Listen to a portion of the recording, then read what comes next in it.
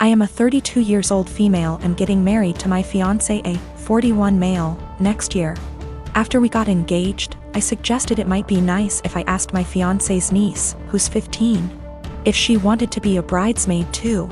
I've only met her a couple of times, so we're not close. But she seemed like a cool kid, and I thought it might be a nice way for us to bond / get to know each other / involve her in the wedding. She's the only niece / nephew on either side of the family. Anyway, cut to a few weeks ago and we're in my fiancé's hometown to visit his family and discuss wedding-related stuff.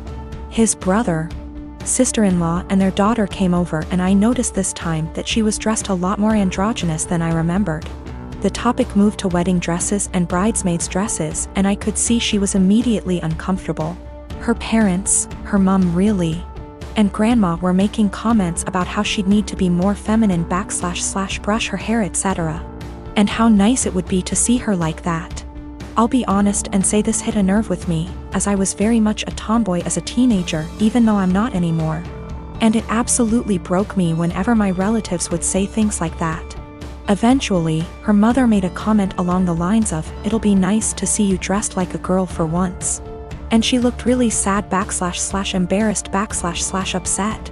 In response, because that really hit a nerve, I immediately told her that my maid of honor would be wearing a trouser suit for the wedding and not a dress, and that I'd given all the bridesmaids the option of wearing anything they want as long as it's in the wedding color. To make things easier, I pulled out my phone and started showing her photos of the ideas my friend had sent me: the jumpsuit, culottes, a trouser suit, a tailored tux, etc., and let her know that she could pick anything at all she wanted. She could even wear jeans and trainers if that made her comfortable, and that it's a wedding, not a fashion show. My niece perked up a bit when I said that, but her mom looked really pissed off. She's since asked my fiancé to pressure me into getting all the bridesmaids' dresses so their daughter will have to wear one, which no. My husband doesn't give a shit what she wears, but obviously also doesn't want his family and me to be arguing on the wedding day. I don't want to back down because I know what it feels like to be pressured into wearing something that makes you uncomfortable. But on the other hand, I know it's only for a day and it'd make the family happy. My daughter turns 11 in 6 weeks. She has been begging for a Nintendo Switch. Due to poor grades and overall bad attitude, we decided not to get a Switch. Money isn't the issue, it's her behavior. She acts very entitled and she's lying left and right. I just don't feel now is the right time for a Switch. The theft, on Easter, we, my husband, our kids, and myself, are at my husband's aunt and uncle's house. Aunt and uncle have 2 adult children, one of whom is mentally delayed, we'll call her cousin. She functions about a 10 years old level but is in her 40s. She lives in an assisted living apartment and has a job where she gets paid $5 a week. So she doesn't get many upscale things unless they are a gift. Well, cousin had an old Game Boy that she saved up to buy and was playing while we were there. She eventually set it down and moved on to playing a board game with us while the kids ran around playing. My kid decided to be an epic turd and took the Game Boy. She snuck it out of aunt and uncle's by asking if she could go to our car to look for a book she had brought, and stashed it in the glove box. She proceeded to hide the fact that she had the Game Boy for several days, even after being asked where she last saw it. Her opening to come clean when aunt and uncle called and asked if we had seen where cousin might have left it. Due to cousin's challenges, she was utterly distraught over her missing Game Boy. It's one of the few forms of entertainment she has, and she worked hard to have it. I'm disappointed about the thievery, but I'm even more upset over my kid's attitude about being caught. I only found out about it because her sisters ratted her out. Even then, she absolutely refused to tell me the truth and tried to pin it on her sisters. It wasn't until I sat there and thought about it that I knew she was lying to me. Once I told her I knew it had to be her because of XYZ did she finally confess. Her behavior only got worse from there. She refused to apologize when uncle and cousin came by to get the Game Boy, and had the balls to act like SHE was the one being wronged. I feel like I need to drop the hammer on her and send the message home that stealing is not okay. I think that purchasing the Switch, with my daughter's help from money she would earn by doing extra chores, And having her give it to cousin might be a good way to deliver that message while simultaneously giving cousin a nice upgrade to make amends. I mentioned this to a friend and they said this would be a move because birthday. I don't really think that matters, but the comment was enough to make me question myself. I do intend on giving my kiddo the opportunity to earn a switch down the line, just not in such close proximity to this incident. Not sure how or when, since I have a so to consult, but the opportunity will be provided in some way. Our therapist is of the opinion that my daughter largely has these issues because of the inconsistent co-parenting relationship her bio dad has with my husband and I.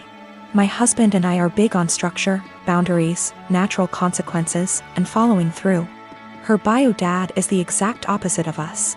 He and his family hardly ever tell her no to the things she wants, and give her a ridiculous amount of treats, toys, candy, etc., and this is causing her to be confused, to struggle with our expectations, and express herself negatively. I assure you, we have been addressing these behaviors for quite some time. Back in November 2018, I was arrested at work in front of my boss and coworkers. It was the most humiliating thing I've ever experienced. I later learned at the police station that I was being charged with multiple felonies. This came as a huge surprise. Luckily, I was able to keep my wits and lawyer up instead of speaking with the detective. For $13,000, which completely wiped my savings, I was able to retain a criminal defense attorney. However, it cost me everything, and I was unable to pay my bond. This resulted in me staying in jail for a total of 54 days. At a status hearing, my attorney presented video evidence of me gassing up my car 3 hours away from where the crimes took place, and I ended up having all my charges dismissed. When I finally got out, I learned that I had lost my job, was in the process of being evicted, and my son was in the state's care. His mother is a heroin addict, and I haven't spoken to my own parents in nearly 15 years. They wouldn't let him go to my girlfriend because they didn't consider her family. Since my release, I've learned that I can't sue the police, and no one gives a shit that I was locked up for 54 days because the detective did poor investigation work. I've gone to the local press about this and was told that what happened to me happens quite a bit. They took down my info but never followed up. So what I did was create a website sharing my story. I also uploaded the police report and some other documents from the discovery. Literally, the only reason why I was arrested was because an eyewitness said they saw me. If the detective had done his job, he could have verified that I wasn't even in town on the day the crimes took place. This is what pisses me off the most. My life was ruined because of a lazy employee. My website is now ranked number 2 on the first page of search results when you type in my town's name. I live in a touristy town and we attract a lot of visitors over the summer.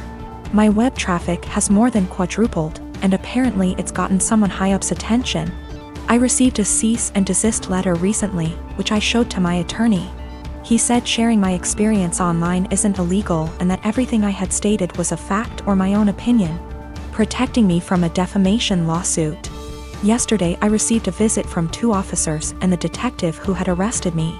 He apologized, stating mistakes can happen. They then talked to me about my website and asked if I could remove it. I said I would delete it on the condition that the detective leave his job and never do police work again. Suffice to say that isn't happening. After the visit I received, I'm more pissed off that the only reason the detective apologized to me was to get me to take down my website.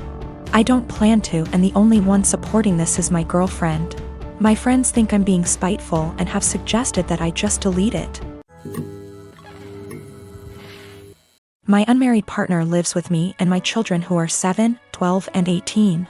He has 2 children aged 5 and 13, but they live with their mother. We've had his kids over whenever we can and I enjoy it. However, they are very different to mine, who are all mostly easygoing and respectful. And it has been just the 4 of us for most of their lives. His kids are very loud, destructive, and demanding often.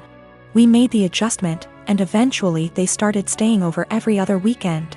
But his son, Spencer, has become harder to deal with over time. He'll blow up if he doesn't get his way, insult my son if he loses a game, goes into the bedrooms and takes things without asking, complains about every meal we make, expects us to buy him whatever he wants no matter cost, and generally acts like a spoiled brat.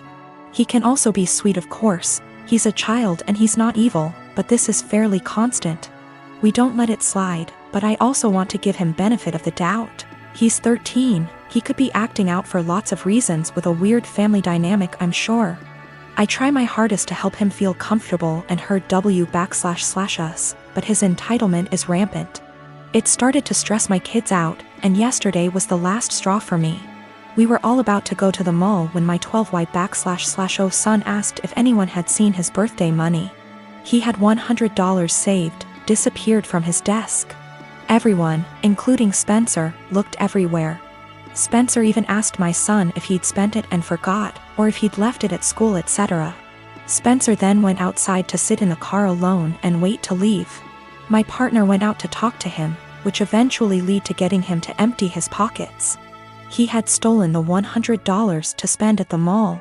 My partner told him off, texted his mom about it and told me, then gave it back to my son.